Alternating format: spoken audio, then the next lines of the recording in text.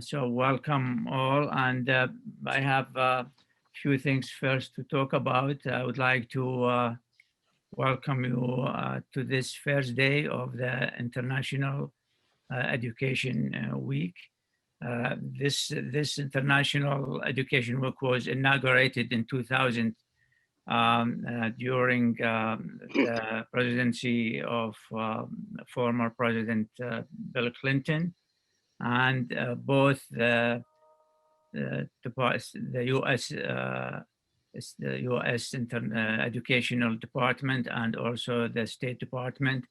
They work together to sustain this international week. So a lot of schools around the United States and also partners of some of the American universities, institutions, and colleges and community colleges are also celebrating the International Day. And the idea behind it is to offer our partners and also non-partners, colleagues, universities, an opportunity to talk about the international education and the future of international education, especially in very exceptional and unprecedented conditions and circumstances and times of the pandemic, COVID-19. And so there we have two actually phases to this. Normal before March, at least for United States. Some of the other words started with December. So that was gradually we're going from normalcy to actually in the midst of COVID-19, and we're still in that phase. And the second phase is the post-COVID-19, and see how schools around the world actually deal with that.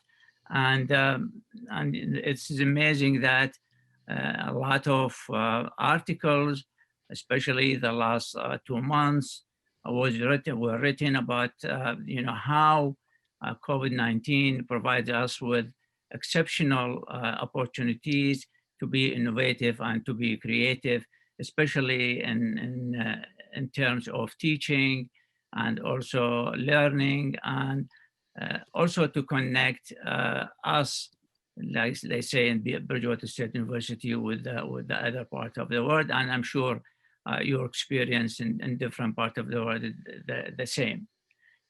This event, as I said, this is the first one, and we're going to follow with the other four starting tomorrow until Friday.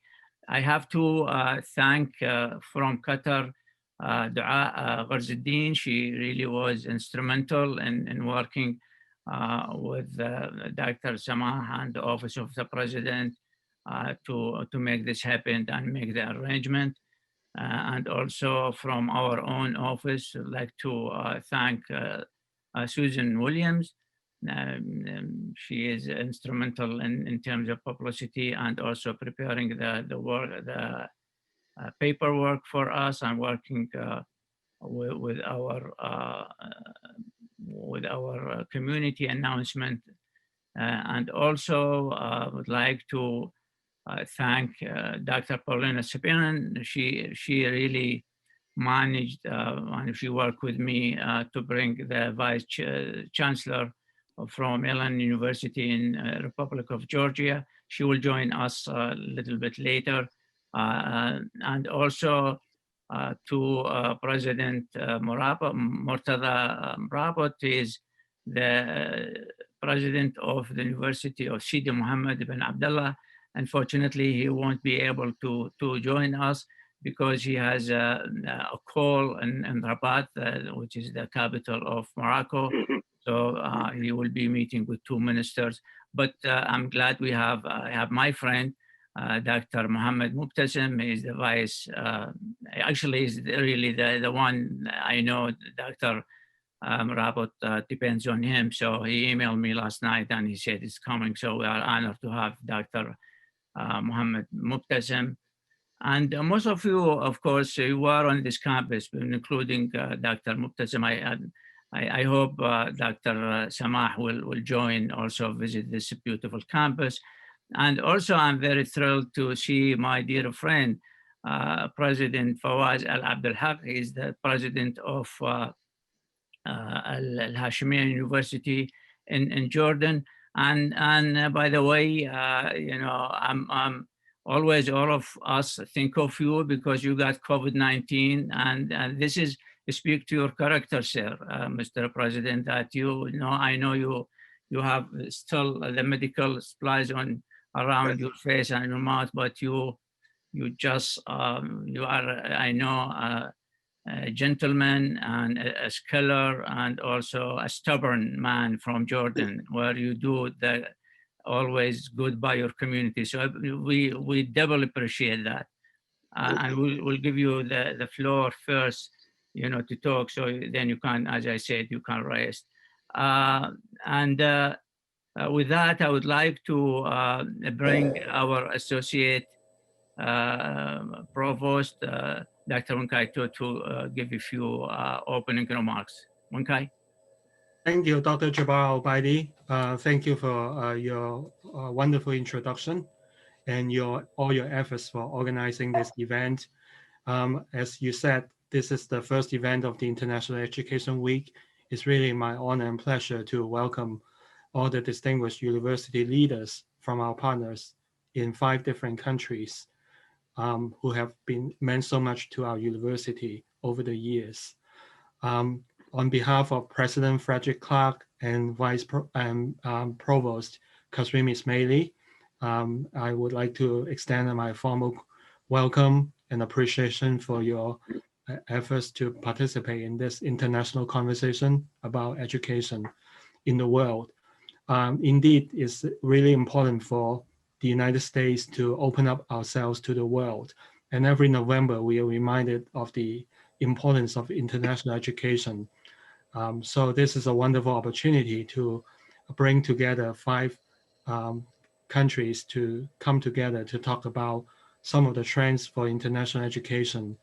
And I particularly appreciate the efforts of our faculty members and our administrators and staff who have worked on these partnerships over the years. Let me just first single out Jordan, which has been our longest partners since 2006. I still remember the first agreement that was signed almost 15 years ago. And over the years, President Al-Abad Ahad has been a strong supporter of our university, and including both in Tafila Technical University and Yarmouk University, where he served as both president and vice president for those universities for over the last 7 years. And even though he moved to a new university, our relationship continues. I also wanted to thank Dr. Ravi from India, from Bangalore University, and he also visited Bridgewater. I've met him since 2013, and we signed an agreement with India, with Bangalore University, just in January 2020, and that was an important occasion for us to deepen our partnerships after his visit from India. And I wanted to also single out Morocco, and we have developed relations with the university since 2013 over the last 7 years. And the partnership was renewed last year because President Marbach came to visit us. And also we also had the Consul General, the ambassador from Morocco, who also we have also a lot of diplomats who visited us from Morocco as well. So we look forward to a new partnership as well. And of course, Georgia, and then we will, you will hear later on, we build a relationship with Georgia based on a National Science Foundation grant, and especially the efforts of Dr. Paulina Sabelin from the Department of Mathematics, along with other partners. And I wanted to congratulate, also welcome Dr. Nana. I'm going to talk about your full name, Dikaminja. Hopefully I say it more correctly. Dr. Dikaminja from also from Georgia, Ilias State University, who just joined us right now. welcome Doctor, who's the Vice Rector for the university. And of course, Dr. Rafi is also the registrar and the provost of the university. So we have these university leaders, and along with welcome Dr. Mobitsimi from Morocco. And finally, also we have Kader and Dr. Samagama, who will speak to us. And we sent our students to Kader last year, and we've been talking about relationship with Kader over the last few months. So we look forward to further discussion about our partnership with Qatar as well. So all these countries represent both the MENA region, Middle East and North Africa, along with Eurasia region in the Caucasus area in Georgia that connect between Europe and the Middle East, and also with India, South Asia that connect with South Asia and the Middle East as well. So we are talking about the crossroads between East and West, and also the connection that really link 3-4 continents in the world. We have very strong strategic partnerships with our Middle Eastern Studies program and the North African Studies program and other programs. So without further ado, we look forward to this really fruitful discussion about our trends of international higher education. Thank you, Dr. Jabbar. Thank you, Wankai. Today, the Boston Globe, our own Massachusetts, wrote how the pandemic is reinventing teaching, which is very related to what we're going to talk about. And I quote, "Teachers are facing unprecedented challenges this school year, from trying to reach invisible students who attend class without their computer's camera turned on, to juggling the demands of simultaneous online and in-person instruction." So I'm sure you experienced that. With that, I would like to, first of all, give you, you can speak up to 15 minutes. Please pay attention to me. So I'll give you 5 minutes like this. If you want to have a PowerPoint, I already gave you the permission to do so. And after you are done, then just stop sharing so the next person will share their PowerPoints. Questions and comments, please feel free to put it in the chat, and then we will entertain questions and answer at the end of this session after every participant or our excellent speakers finish their speaking. So I will start with Dr. Fawaz Abdul Haq. I want to give him the floor because I want him to get us. As you know, he got infected with COVID-19. And so Dr. Fawaz, my friend, the best. Thank you, dearest Jabbar, the inspiring scholar, the one who brings East to the West. First of all, let me start by thanking you for bringing this gathering together.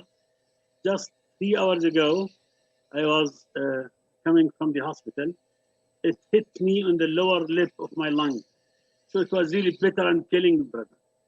And we suffered a lot, but despite this, I think we have a great challenge and a great response, and the response is so high, up to the expectation. I'll talk from my own experience as a president through these 3 previous semesters. What did we do?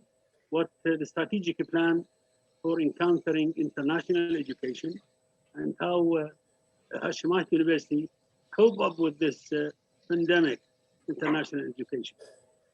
First of all, the experience was so bitter on us because only 25% of professors were ready and prepared to start distance learning or remote learning. And then after 3-4 weeks, we start working together, building the infrastructure of the university and hiring platforms, Microsoft Teams and Zoom, and start sharing with our governmental and private universities. Not only this, even we went far to some American universities, some European universities, and we were sharing the platforms for the courses. So first of all, workshops were held to train professors in doing the remote teaching. And then second, students also were prepared. The families also were prepared because we need to have a full participation and interaction and cooperation between the students, the professors, and the families. And then also reconsidering the issue of evaluating our students, how to evaluate the first term, second term, the final term. I think we did an excellent job, first of all, because this is the first experience where students were relying on their honesty, because exams were done not on campus, it was off campus, and we evaluate the experience. We were happy up to 70% of our experience. In the summer, I think we did an excellent job. And one thing I would like to mention here, some of the nationalists, people from Jordan who were outside Jordan, they were volunteering some platform for free to be offered to the Ministry of Higher Education to be used by the governmental university, and also some of the private companies like Huawei, like Zain and other, they were also offering free of charge internet. And also our university took responsibility to pay on monthly basis the internet needed for our students who are living in distant areas. We started this semester. I think we did the registration, admission for our students, and I think we are ready. We are upgrading and improving the higher education system to allow for 50% of our international education to be on distance learning, because previously they only allowed 25%. So we started, no problems encountered so far in terms of presenting the talks to students. Even His Royal Highness proposed a platform where the best courses in different areas, in different disciplines, were collected, gathered, and they were put in that platform. They can be shared by students, by professors, by university, private and public. For example, a course in Introduction to Linguistics offered in Wisconsin-Madison, or in our sister university, Bridgewater State University, where I salute the president and you and Wing Kai. You offer an exemplary model. You are bringing the East to the West. We learned a lot from your experience. Jabbar, you are a miraculous person. Wing Kai and others, I think we learned a lot from your experience. And because you are so great, you do not allow yourself to joy and enjoy the experience by yourself. You extended the joy to be shared by Jordan, by Georgia, by Morocco, by people from different countries. And this actually, the ultimate goal of education is uniting. Globalization of international education is not only limited to Bridgewater State University, it can be shared by different universities. And I think the future is coming where we can offer MA program, PhD program, MSc program, by sharing and caring and caring and sharing is going to provide our students with lovely experience, better, but very fruitful.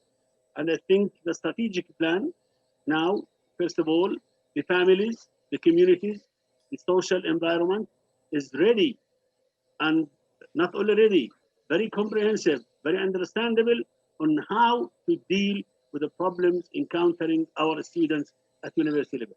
Second, the students themselves become more responsible, more empowered, more qualified, and the sources of learning are not only limited to the syllabuses offered to students. They can go back to so many resources that are available not only inside Jordan, all over the world. And then Ministry of Higher Education, we start noticing full collaboration between the private sector and the public sector and the quality of education. And believe me, my dearest audience, that we start having confidence in our students. Students, people were rumoring that students will start cheating, doing some illegal work in research and plagiarism. But I think we developed, thank you, we developed all protective measures. Number one, to protect our university. Second, to protect our educational system. And then third, to promote a global citizen who is empowered with honesty, with objectivity, with scientificity, with the ability not only to serve his own country, but to serve the whole globe, and this is what we are doing. You in the States and we are in Jordan. I am just coming from hospital and you are gathering from all over the world for the sake of serving our human beings, our citizens, to bring up the quality of education that is badly needed and up to the expectation. And in conclusion, I would like to salute you all and to thank you for sharing this experience with you from different universities. And I hope that this event will be recurrent more and more to learn more, as we are living in a very global village. That is what is said in the morning in Bridgewater State University can be healed in Jordan, can be practiced in Morocco, can be applied and implemented in Jordan. Thank you, Professor Jabbar, the miraculous scholar who always brings wonder to the benefit of humanity, for having and allowing me to share this experience. Thank you indeed, and please accept my apology for being sometimes of health program. Thank you, and wish you all the best. Thank you, Dr. Fawaz Abdul Haq, the president of Hashemiyat University in Al-Zarqa, Jordan. I wish you well, and thank you for taking the time actually while I know you are recovering, and we wish you all the best of health and full recovery. And we need to see you on our campus. From Jordan, I want to jump to Qatar. If you don't know Qatar in Arabic, Qatar, so at least you remember Al Jazeera. Al Jazeera is the first network that really broke the silence. And the Ministry of Information was actually finished in 1996. And also it was a call for the free speech. And also remember in 22, that's 2022, hopefully we don't have any COVID-19 then, we're gonna celebrate the club, the Cup Award there. And hopefully we're gonna take our students and faculty to Qatar. It's a beautiful, small country in geography, but it's a big geography in hearts and minds and the people. So Dr. Sama Abdul Hafid Qamar, please start your presentation now. Thank you so much, Dr. Jabbar. This is an absolute honor to be joining you this morning, this afternoon, this evening, depending on where you are in the world. I hope that you can hear my volume just fine and that you can see my screen clearly. Yes. Okay, perfect. So I am conscious of the time, but I wanted to give you an overview of the response from the Doha Institute for Graduate Studies, the institution that I represent. I wanted to let you know that I have been in the country for 14 years, very, very blessed and honored to be part of this process of building the education sector in Qatar. Qatar has invested heavily in education, and of course, all of us are trying to adapt and adjust, and as Dr. Jabbar said, to innovate and use this as a catalyst to change the education sector in the country. So I'm the Director of Teaching, Learning and Assessment at the Institute. It's an institute that offers 17 master's degrees that are licensed by Qatar's Ministry of Education and Higher Education. Mostly we focus in the humanities and the social sciences, but we do have a school of public administration, policy, and development economics. We have approximately 400 students, 70% of them and greater are international students that are mostly from the region here in the Arab world. So we have students that come to us from Gaza, from Syria, from Yemen, from Sudan, from across the Arab region. The Institute has external accreditations by FIBA, which is a German-based accrediting body that does programmatic and institutional accreditation, as well as NASPA for public administration and public policy. And we are currently going through the process of the QAA, the Quality Assurance Agency for institutional accreditation. The focus of the Institute is on what you see in the slide there, which is, at the graduate level, being able to contribute to knowledge production in both Arabic and English. Arabic is the primary mode of instruction at the Doha Institute. Commitment to academic standards, the intellectual responsibility, and an awareness of our critical role in the region here when it comes to Arab society in terms of giving back to the communities and building a lot of parts of the region that are conflict zones and unfortunately have gone through political and social strife, as well as to allocate space for intellectual independence. The Doha Institute is affiliated with the Arab Center for Research and Policy Studies right here in Doha, as well as the Arab Center in Washington, D.C., which focuses on independent research in the Arab region, focusing on social sciences, regional history, geostrategic affairs, and so forth. The Doha Institute has a small student-to-teacher ratio. It's one of the smallest in the country. Often our classes have 6 to 8 students, which we see as a phenomenal effort to build that research scholarship in the community and in the institute. There's a lot of academic and research collaboration between faculty and students, but we were primarily focused on traditional lectures and seminars. And I'm going to come back to this point when we talk about COVID being an instigator of change. There was very negligible use of educational technologies at the Institute, with limited variation in how we delivered our programs. So there's really one exception, one executive master's that was a dual degree program that was partially offered on campus with an online component in collaboration with another university. However, primarily they are in-class physical courses, and that's the way that it's been for quite some years. You can see in the chart there that March hit us, COVID hit us, and Qatar was one of the highest per capita countries that was hit with COVID. So we went up to over 2,000 cases per day in a population of 2.78 million. It is a small country, as Dr. Jabbar mentioned. This was an extreme peak in the number of cases, and that instigated the ministerial direction to close all in-person classes on March 9th. You can see that it's been stabilized since then, so we are coming back to some sense of normalcy right now with respect to the number of cases. However, I would say that we would never go back to the way that things were in terms of the pedagogies.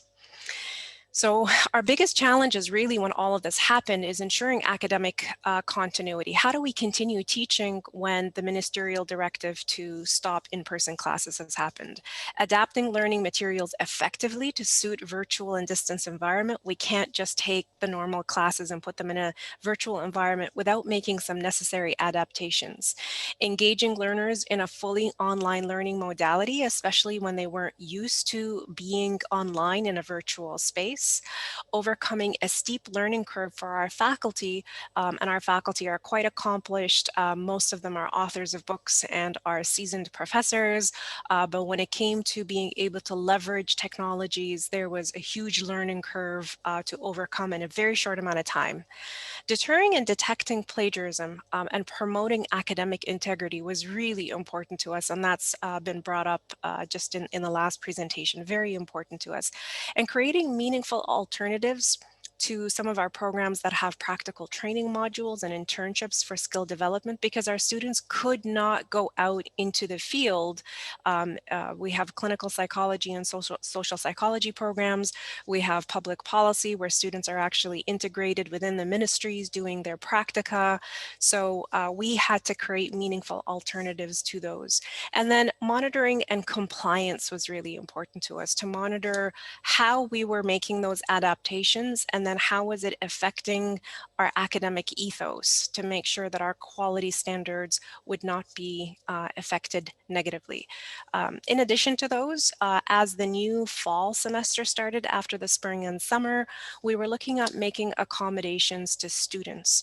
So we had students who were not able to return into Doha after the airports had closed. We had new international students who were in remote areas in the countries that I mentioned that did not have dependable connectivity, that had power outages because of political strife and turmoil in the region. And so we had to keep in mind how we were going to handle that and maintain academic quality. So we came up with some guiding principles that led our provost and our president, and then the various committees and subcommittees that were struck, really guiding principles for what we were striving to achieve. So we had a commitment to health and safety. So that was number one for both our faculty and our students. Our commitment to academic ethos, our commitment to student engagement and success. So herein we wanted to make sure that our students would not sort of be relegated to, the margins and not feel that they were part of, the community that was so essential and is essential to their success in graduate level work. And also a commitment to ongoing planning and quality and using the circumstances that we were in to continue to learn. And then lastly, a commitment to consultation and evidence-based approaches. And this is referring to the fact that for any kind of strategic planning, especially when you are emergency planning, as we all were in March and April, it was really important for us to involve our stakeholders, our internal and our external people who are affected, to make sure that we were listening to their input and integrating their recommendations. So our response was quite fast. We actually only missed one day only from class. Our IT department rapidly moved to the use of WebEx for virtual classes. Everyone had an account overnight. Training sessions, there was an explosion of training sessions when it came to teaching, learning, and assessment, as well as how to use the IT technologies. We had a learning management system that was dormant that all of a sudden became center stage. And so training was conducted virtually for all faculty to be able to use the repository, be able to upload their course materials, be able to submit and set up assignments for students to have their submissions. We had live weekly online sessions pretty much since March all the way up to really the fall semester. And so that provided a real important venue for our faculty to be able to have a connection, especially with the teaching, learning, and assessment unit, as well as the IT unit, for constant support.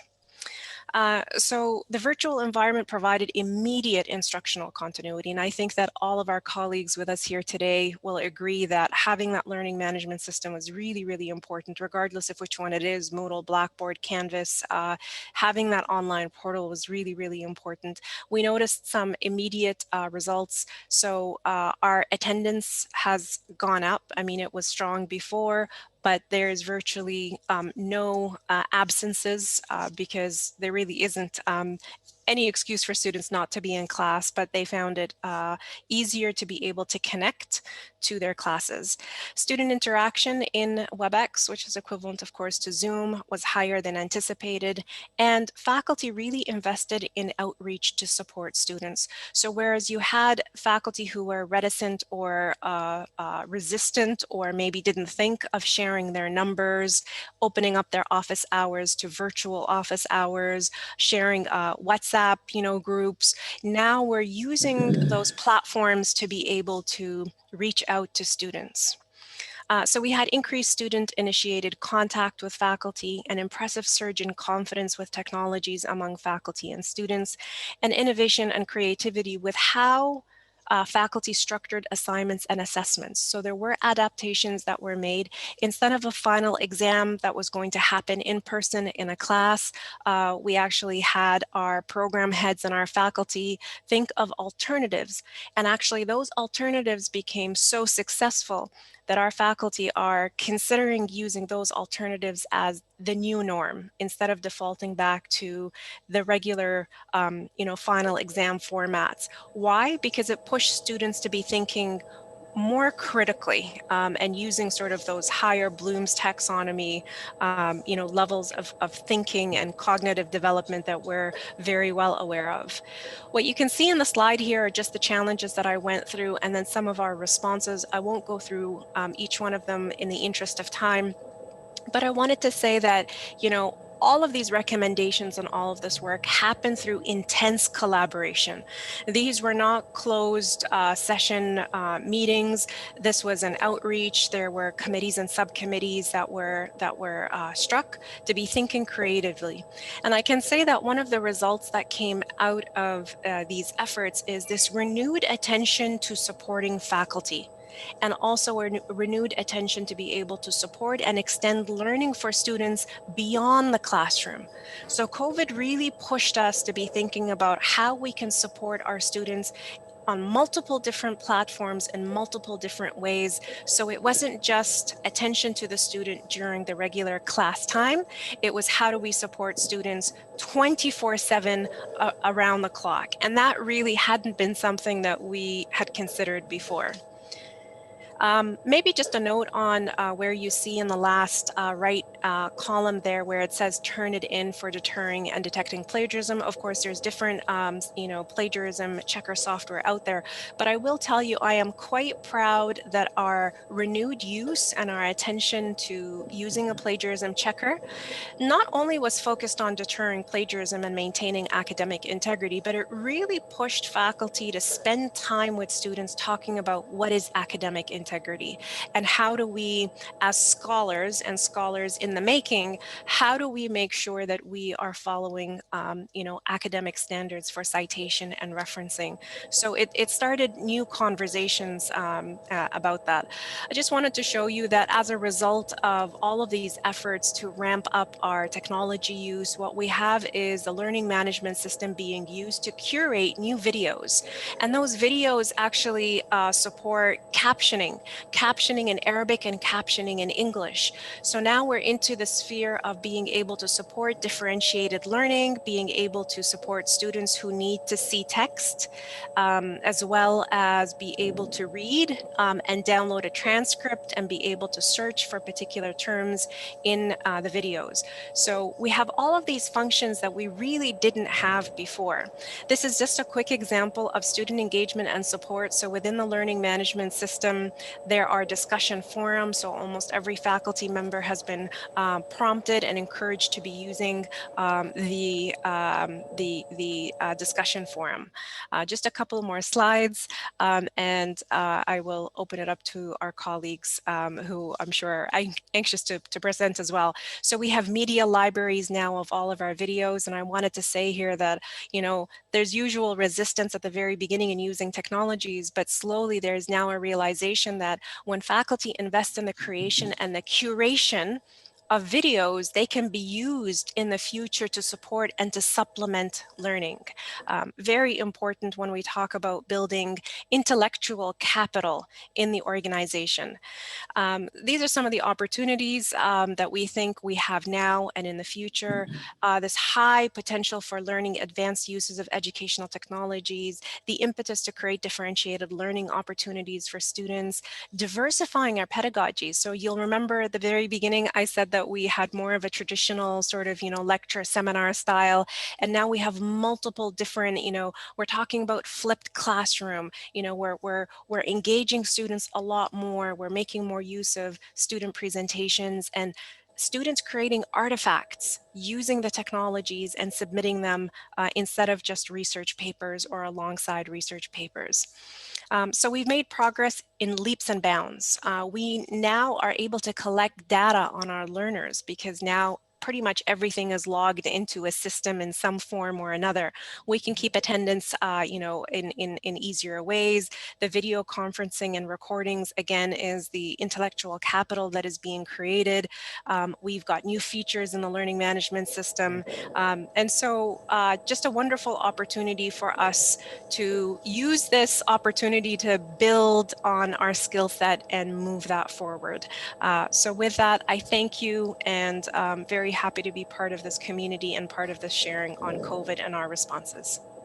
Thank you, Dr. Samah Abdul Hafid Kamar, Director, Office of Teaching and Learning and Assessment, Doha Institute for Graduate Studies, Doha, Qatar, and hope to see you on our campus sometime soon, and we will be there for sure.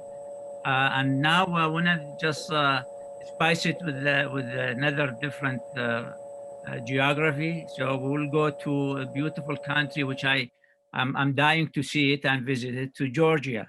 So I would like to invite our Vice Rector for Innovation and Science Popularization, Ilia State University, Dr. Nana Tikamanja. Please, the floor is yours. Up Thank to you 15 much. minutes. You can share the PowerPoint if you have or anything. It's you have the license for that. Yeah, okay. Thank you very much for inviting to this interesting panel discussion. And it's very interesting to hear from the different universities how they managed to redesign learning during this pandemic. I'll just share the screen. Beautiful. So, yeah, unfortunately I don't have. I didn't prepare slides related to how we managed to cope with the challenges which this pandemic introduced to us. But I will talk a little about Ilia State University because we are at the stage where we really want to expand our collaborations to different countries and our international collaborations. So I'll talk a little about our university. So Ilia State University is, it was established in 2006. So we are a pretty young university, but it was established on the basis of different research institutions. So our research actually, it's pretty big and it comes from different research centers and institutions which together created our university. And we have around 1,500 professors and researchers now, and we have 17,000 students. By the number of students, we have third place in Georgia among universities. So by different rankings, we had we had like first place in research in this region, in our region. And we have 4 schools for educational programs: School of Arts and Sciences, School of Natural Sciences and Medicine, School of Business Technology and Education, and School of Law. So our main collaboration with the Bridgewater University is done through 2 schools: School of Natural Sciences and Medicine and School of Business and Technology and Education. And we're really grateful to Paulina, who initiated this collaboration and started doing NSF grants with us. And we're really happy that we participate, that our professors and students participate in this research. So main institutes and research centers are given here. We have very good research in biochemistry, biophysics, and fundamental mathematics and theoretical physics. If some of these directions are interesting for you, we would really like to continue collaboration, to initiate new collaborations. We're also pretty good at psychology and child development institute, and Institute of Zoology is doing great job, and ecology. So they're usually publishing in Nature, and we have very good researchers and good collaboration in this direction. Most our collaborations are with European agencies and European universities.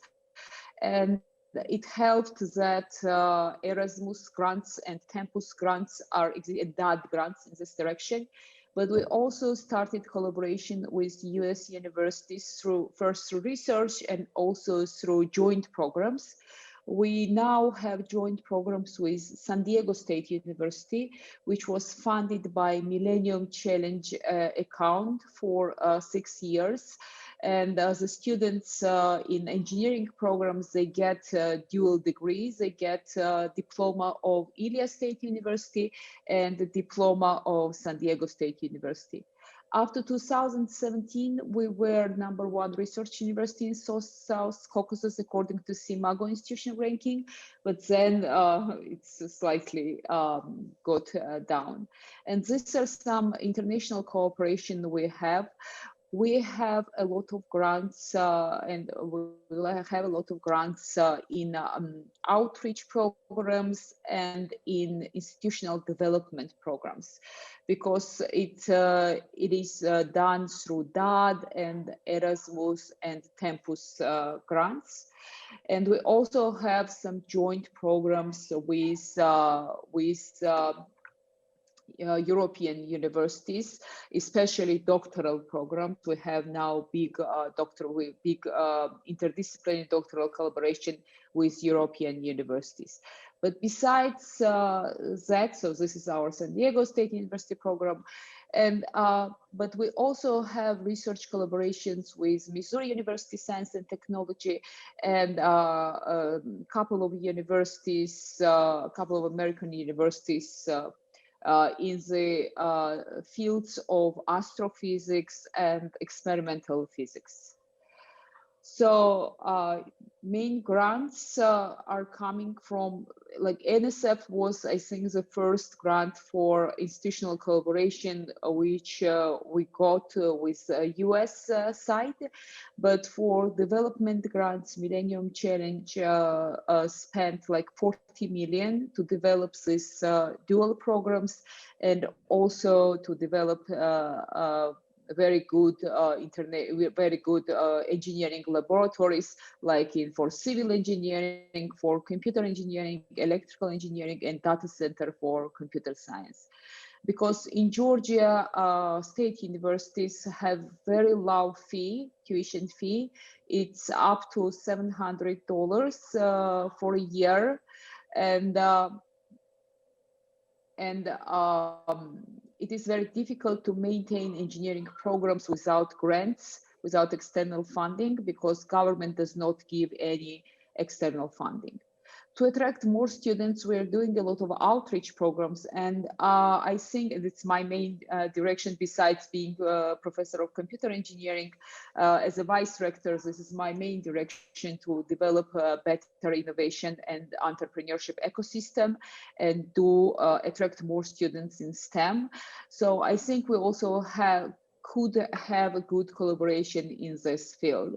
So, for example, we are organizing science picnic every year.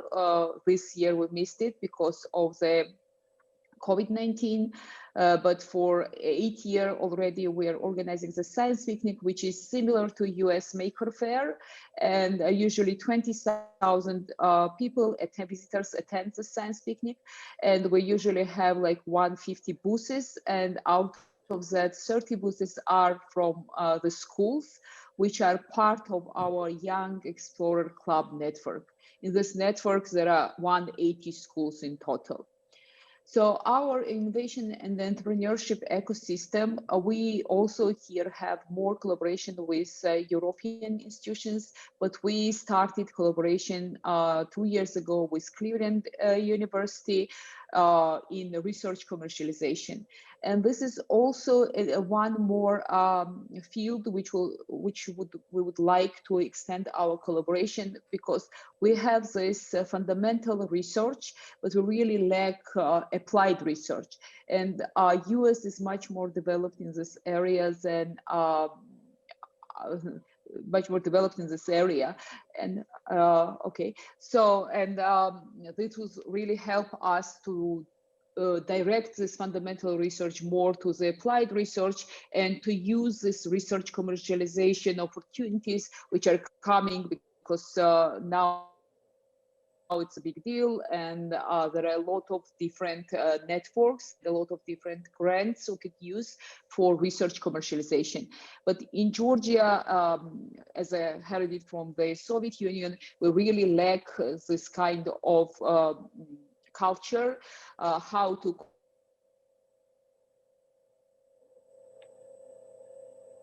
we have Fab Lab, Unilab, Game Lab, and Zoom Out Pre-Accelerator for the students.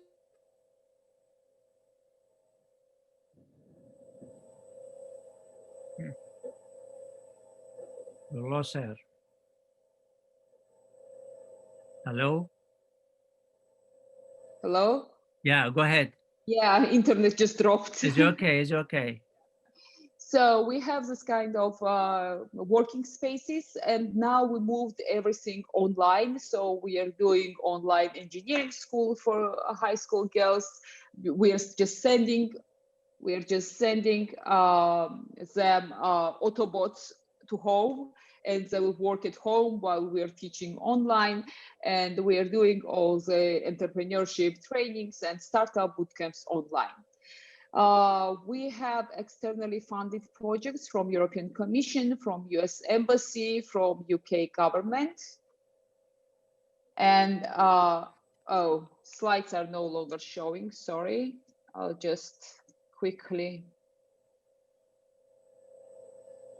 share again very quickly. So, okay. Here we go.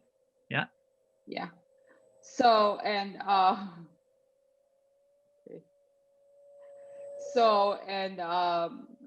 yeah, so we have these opportunities in collaboration. These are our spaces, but currently everything happens online. And besides research, there are different fields where we could collaborate, such as tech camps and ICT-based curriculum development, improving gender gap in tech and innovations, robotics and engineering contests, and entrepreneurial learning. And if you have any additional questions, I'll gladly answer them at the end or now, as you wish, or you can write it in the chat and I will answer them in the chat. Thank you very much. Thank you, Dr. Nana Kamanjina, Vice Director for Information and Science Popularization, Aliyah State University, Georgia. And of course, I have to remind myself and remind our great audience that this event is sponsored by the U.S. Department of Education, thanks to our friend Madhu Rao. He's the director of the MENA Studies Program, Middle East and North Africa Studies Program, and his team. And also the computer science, and of course, the Office of Global Programs and the International Office for Student Services and Scholars. So thank you for your support. And as you know, probably some of you know that I love Indian food. And I've been in India 3 times. And of course, I'm speaking about spice, especially it's dinner, lunchtime. So let's spice it with some Indians. And then we'll go to Morocco, where you have the couscous and all of that. So with me is my friend BK Ravi. For years, BK Ravi is a scholar. He's also the former registrar for the University of Bangalore. Please, the floor is yours. You have up to 15 minutes and you can share your beautiful PowerPoint. I saw them. Thank you.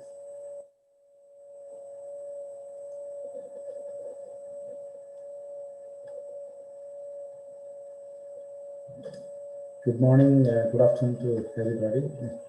I thank Professor Jabbar and Levin Kai and all his team for inviting me to this International Education Amidst and Post-COVID-19.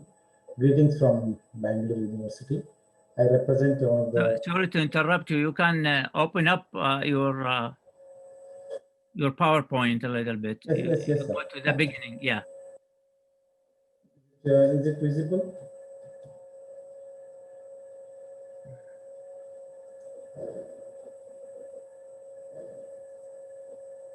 Is it visible? No.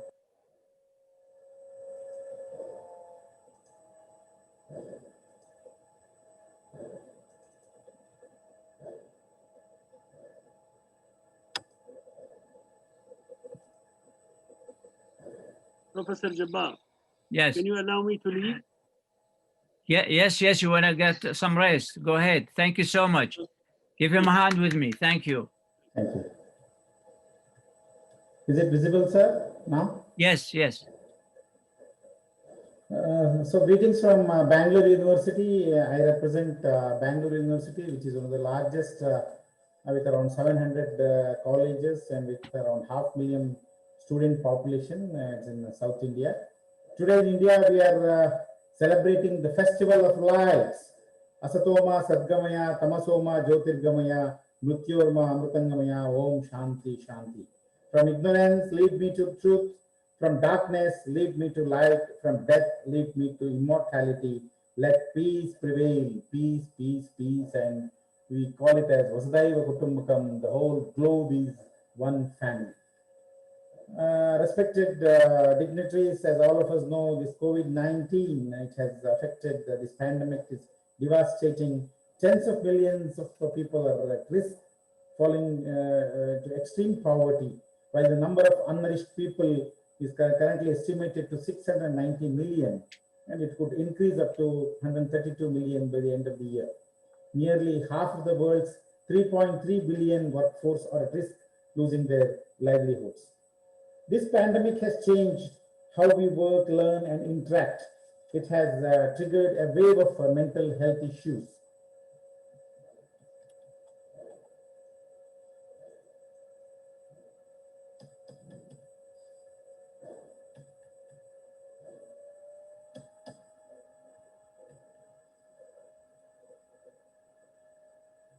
So this pandemic has triggered quite a lot of problems. This requires us to redesign the economy.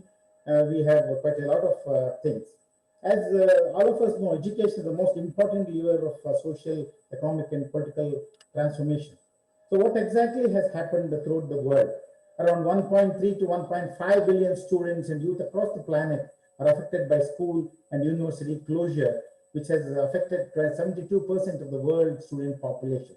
But what exactly is happening in South Asia, especially in India, which is Indian population is around 1.34 billion. We constitute around 18% of the world population. What exactly is happening in this part of the world? So as all of us know, Indian education system, Indian social disparities are totally different. We had our own way of education, and all of us know that it is our country is multilingual, multicultural, and we have quite a lot of our educational problems. See, since the post-independence era, because we had the social hierarchy where majority of them were illiterate. We had quite a lot of people who are not in a position to read and write. So we had quite a lot of developments, the post-independence scenario and the pre-independence scenario. The real history of our modern education starts in the 1834, when Macaulay, he started the English education in India, and India was exposed to this language, and India we started exposing to the whole world. It's a very important factor which we may have to very clearly understand. So what exactly has happened in the past one decade? India, we are one of the largest countries who afford to education, because educating people and even the higher education level is not that easy. And we should, my dear friends, we should not forget the fact that we have quite a lot of social problems. We have the problems with the technology, we have the problems with the equipment, we have the problems with the internet. There are quite a lot of problems of that kind. But still, we are working very hard to see to it we attain top at the education level. Autonomy status are granted to different education institutions. We have National Accreditation Council. Bangalore University, we have an MOU with Bridgewater State University. When the delegation along with Wing Kai and the whole team came to Bangalore in January 2020, they visited our National Accreditation Council. So we have quite a lot of academic bodies which are working. So in the 20th century, since we are the higher education system, we are the third largest in the higher education system after China and United States. And we have very prestigious institutions like Indian Institute of Technology, we have the Indian Institute of Science, and Indian Institute of Management, quite a lot of things. And our Knowledge Commission, because of 1.34 billion population in India, we are expected to have around 1,500 universities in this country. And 40% of the population are young adults. This is a very important factor which needs to be very clearly understood. So 150 years of university education, especially in English medium, has a great scope to attract students from other countries. So, and our law permits any universities to start a branch in India, and even Indian university can also start a branch abroad. And these are some of the transformational reforms. We have a different education policy. We have different eminent personalities who have submitted their report to upgrade our higher education. So here, why I wanted this slide is because we have quite a lot of campaigns, the Sarva Shiksha Abhiyan, and we have an excellent program, especially in the largest democratic country. We have what is called the right to education. It's a compulsion that every child between 6 to 14 years should be educated. And we have what is called the midday meal scheme. A school-going child will get midday meal in the school, and this COVID-19 has affected quite a lot of our students. So how this pandemic has changed our world? This pandemic has changed how we work, learn, and interact. These are three very important factors which, even in Indian situation, we are facing quite a lot of problems on these lines. See, governments, they shut institutions, and it is very vulnerable. And we have the closure, the lockdown, and encouraging online education. As the largest university, we from March 2020, we are having online education. There's no doubt about it. But as a communication expert, I don't really believe the fact that online education can complete the whole education system 10%. It cannot replace what is called the interpersonal communication. It's practically impossible. In a developing country like ours, where is the technology? Where is the internet connection? And how to go about, how to reach the students? See, these are some of the shutdown of schools. Children and youth are deprived of opportunities of growth and development, poor nutrition. A lot of school-going children, they depend upon the midday meal scheme. What is happening towards the nutrition? And confusion and stress for teachers.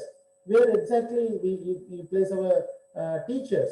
It's an unexpected thing. And transitions like distance learning platforms tend to be messy and frustrating for the majority of our students.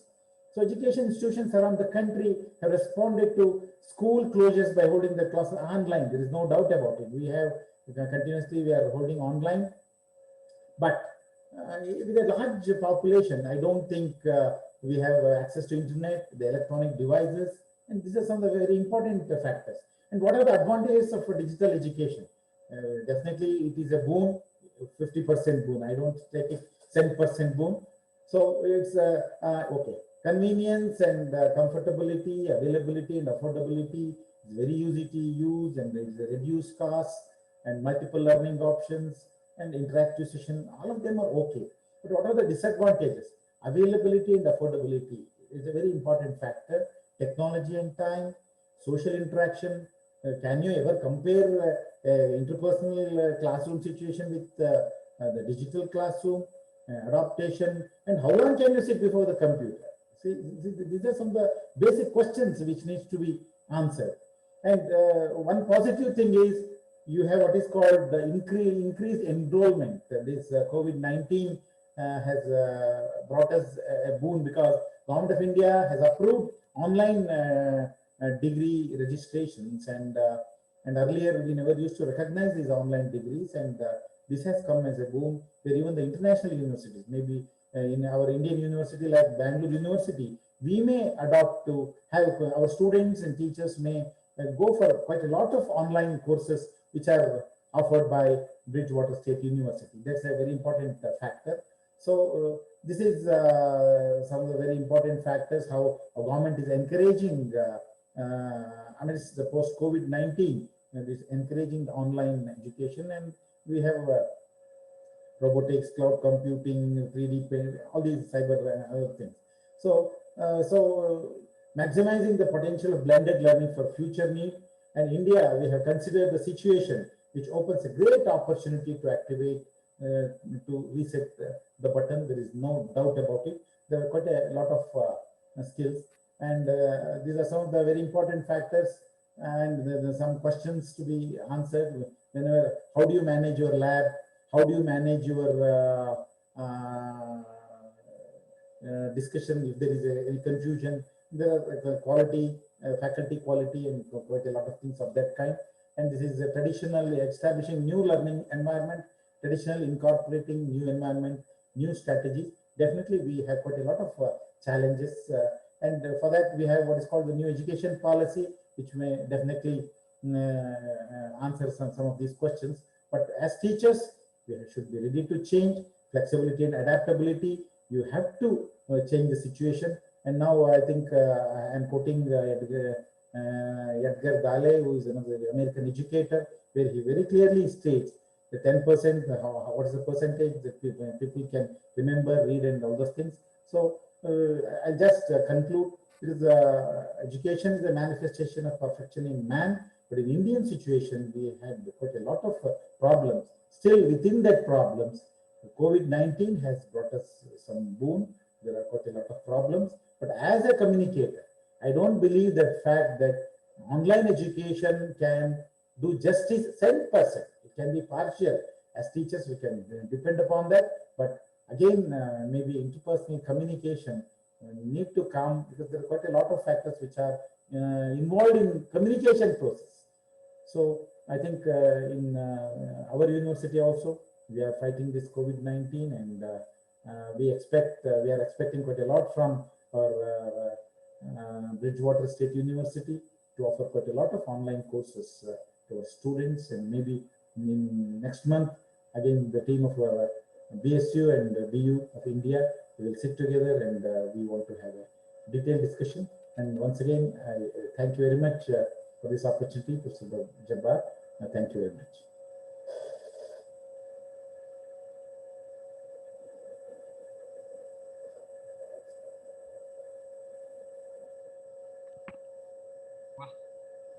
You're muted, Jabbar.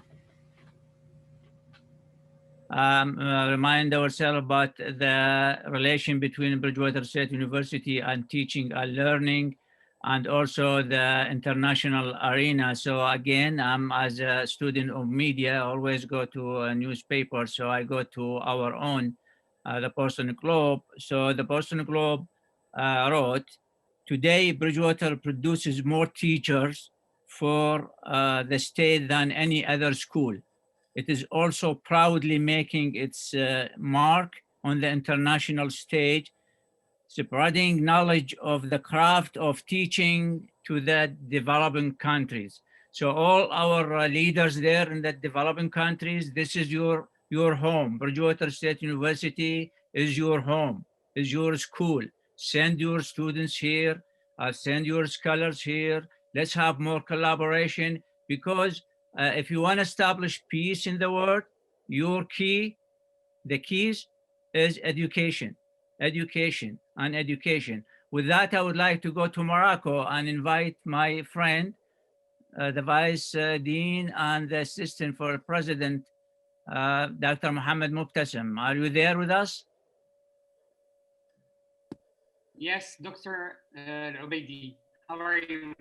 Thank you. Just start your, you have up to 15 minutes. Put your PowerPoint if you have, or whatever you want. Yeah, thank you. First of all, I agree with you, Dr. Al-Ubaidi, that Bridgewater State University is one of the best universities. I still remember again the first time I visited you at the university in 2015 again to finalize the agreement. We ended up having really good memories. Thank you for the welcoming you did, and thank you for the efforts you are doing now to bring us all together during a time of crisis. This crisis has taught us that we can only build resilience, boost confidence, and meet our strategic objectives through a sound and safe community. And I think what you, Dr. Al-Ubaidi, and the staff at the Bridgewater State University are doing, you are really building a good community. Thank you for that. I would like also to present the sincere excuses of Mr. President Radwan Rabat, President of Sidi Mohammed bin Abdullah University, because of his he received an urgent call from the Minister of Higher Education. And you know, again, when you are a president, you have again to be ready for urgent calls. I am the Vice Dean in charge of scientific research and collaboration. I am from Fez. Fez is the third biggest city in Morocco, and whose old Medina, you have seen that Al Ubaidi is a model of an Oriental city. It is also one of the most important imperial cities in Morocco. For many centuries, it has been the political and intellectual capital, and it is now the spiritual capital of our kingdom. It is the cradle of the ancient universities. In Fez, we have the Qarawiyyin University built in the 8th century, and it is one of the most important sources of scientific knowledge in the Arab world and the Muslim world. The university I'm talking on behalf of was built in 1975, just after the independence. It is a modern university aligned with its socioeconomic and cultural environment. When this actual president has just joined, he has brought a lot of fresh blood to our university to complete the achievement of the national universities in Morocco. At the Sidi Mohammed bin Abdullah University, we have 13 institutes now, Dr. Ubaidi. We have 2 faculties of Literature and Human Sciences. We have 1 faculty of Economics and Social Sciences. We have a faculty of Natural Sciences. We have a faculty of Sciences and Technology. We have another one of Medicine and Pharmacy. And we have 2 multidisciplinary faculties in Taza and in Taunet. And we have a National Institute of Medicinal and Aromatic Plants with another National School of Applied Sciences. And we have just launched a new Institute of Applied Human Sciences. We have also one of the renowned National School of Management and Sciences, and we have a Center of Innovation with a Faculty of Theology. And recently, we will launch a High Institute for Sport. The university is the second university in Morocco with 1,435 faculty members. And we have more than 1,200 administrative staff and almost 100,000 students. Could you imagine that? We have doctoral degree programs. Basically, we invest in quality research and massive degree programs, both fundamental and professional, along with BA programs. I'm encouraging you again to go to our website, again, to have a more and clear idea about what we can offer in terms of accredited degrees. We have more than 220 degrees accredited at the BA level, master level, vocational, technology, medicine, human sciences, history, letters, languages. One of the assets we are proud of are languages, as well as human sciences. The impact of COVID-19 on health, economies, and business markets is an unfolding story. And I'm sure, again, it is also complex and fluid in its ever-changing dimensions.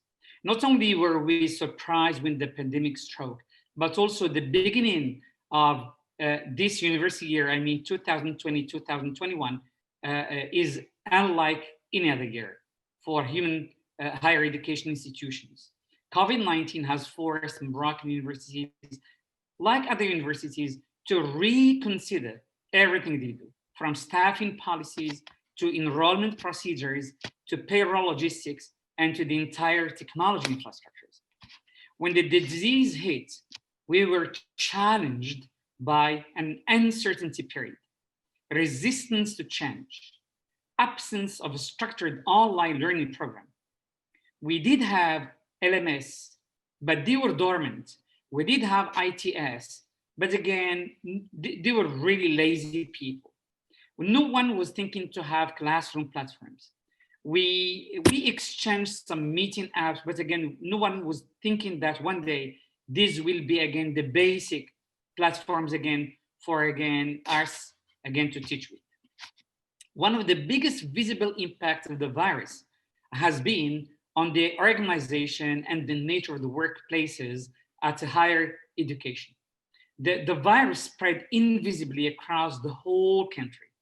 Morocco, like other nations again, they have declared the lockdown, and the higher education universities or university organizations, they have scrambled to comply with lockdown restrictions while striving to keep, again, the work going. Then campuses closed, students are taking classes online, planning for in-person instructions again with sometimes, if ever again, there is a reopening for some limited access programs, we have again to ensure social or physical distancing. We ran into creating hybrid model or limiting students on campus. Students, faculty, staff, families, and others, they were wondering what comes next. And no one knows when the coronavirus struck. Moving to online only instruction was very trendy with immediate financial challenges. Students abroad and international students, they were again locked down. I myself, I was in Canada, in Montreal, and I was locked down for 5 months. And we consider it to be a transformative moment for higher education. We have to qualify, if we have again to qualify our experience here, the university, the president, the vice president, deans of faculty, school directors, staff, admin, students, especially again, faculty and staff, they were on the front lines. They were like doctors again. They were put in the front lines with all the risk again to take.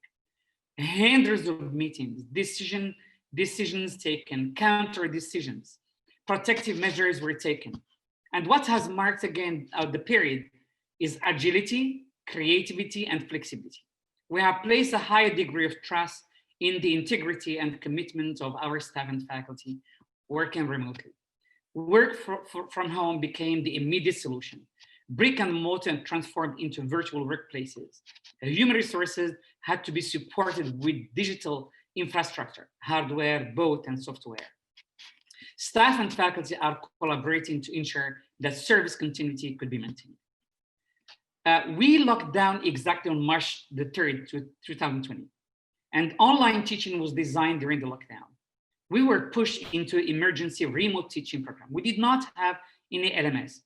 We were pushed to run quickly into an emergency remote teaching program, encouraging faculty to share their teaching materials by simply uploading PDF, PowerPoint, podcast, videos to the university website.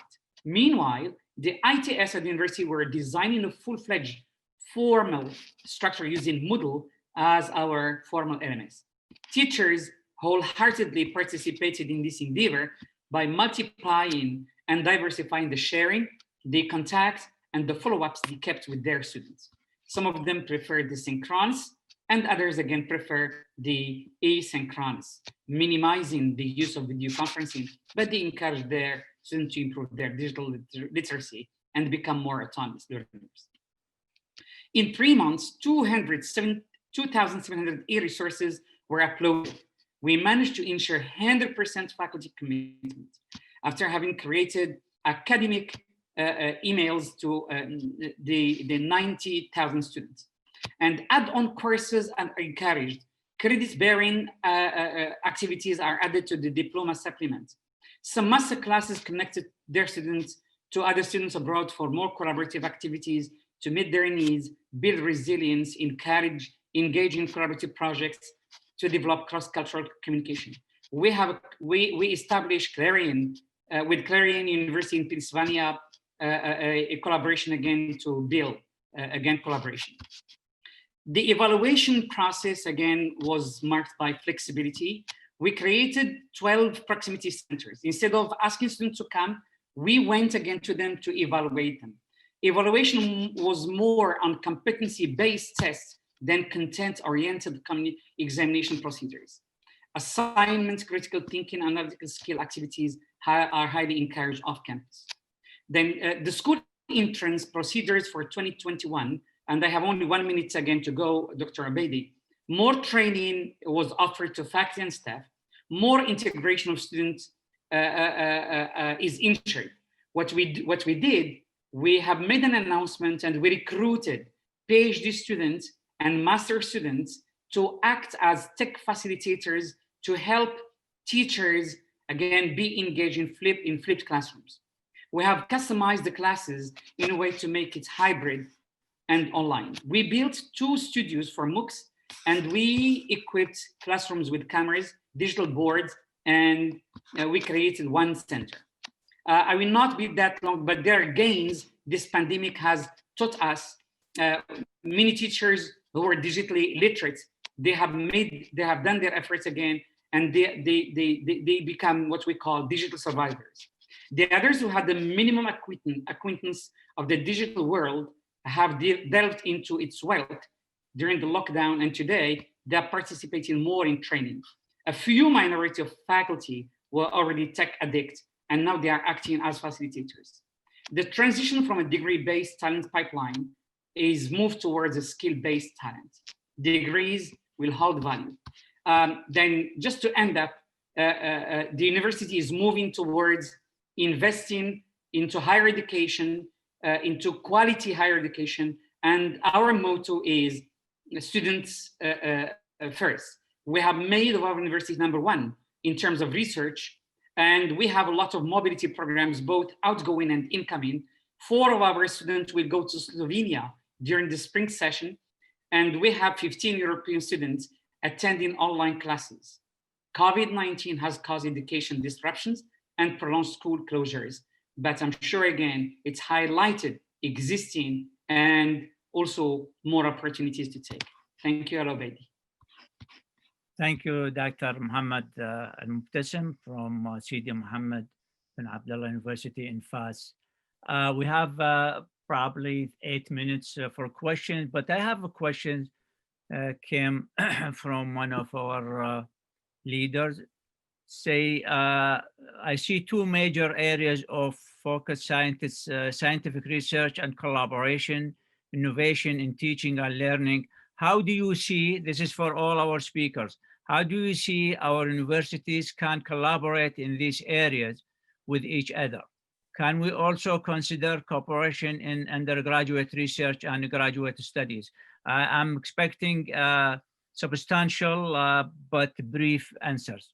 Anyone can jump from our speakers, please.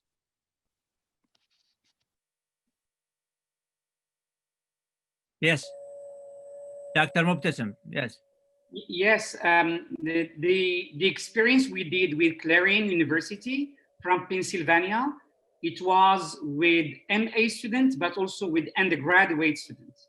We have engaged a group of students who are undergraduate with students from Clarion University, and we have helped them develop civic education.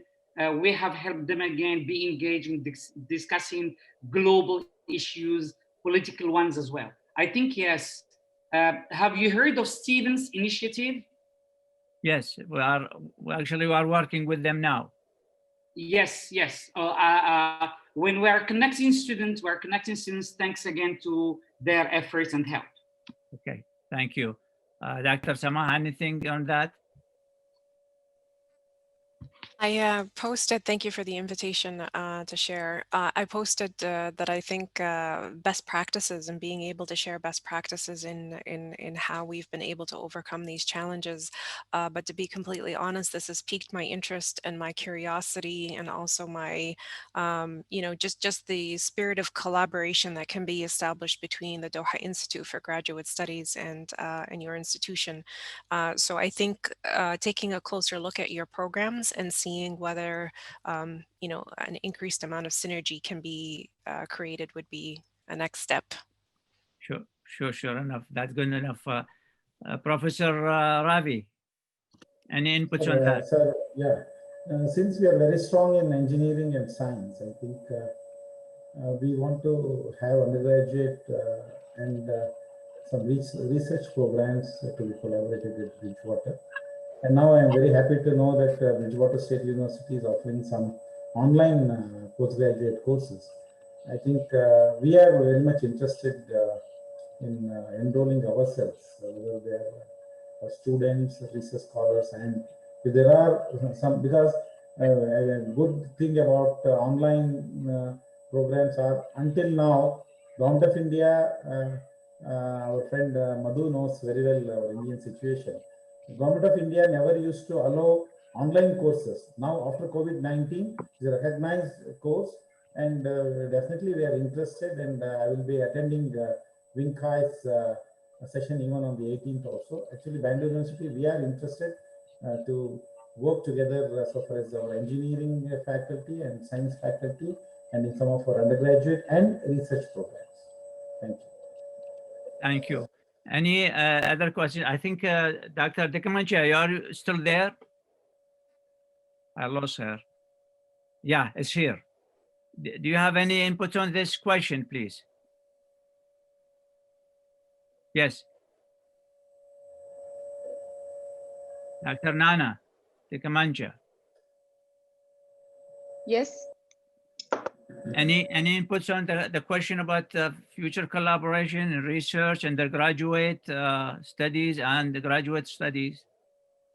Yeah, currently we have started with San Diego State University through funding of U.S. Embassy collaboration in graduate studies. So this will be a really good opportunity for other universities too. So if anyone will be interested, I can put in the chat my email and just contact me.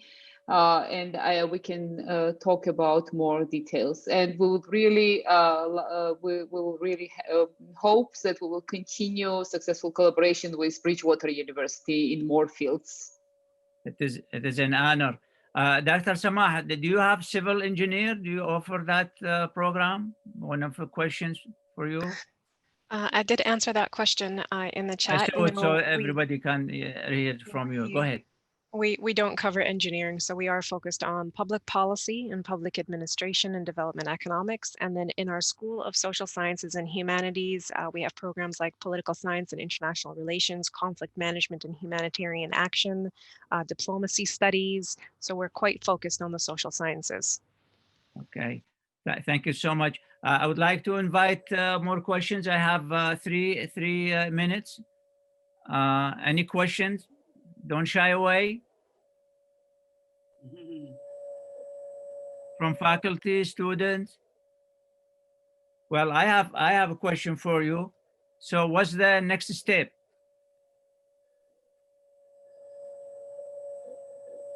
All of you, our speakers, excellent speakers.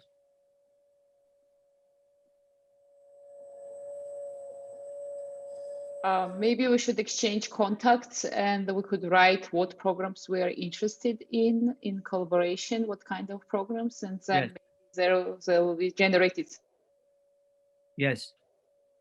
Of those who are interested in getting the recording, because this is, we didn't ask for registration. So if you want to just put your email in the chat so I can send you and share the recording with you. So last call, any questions?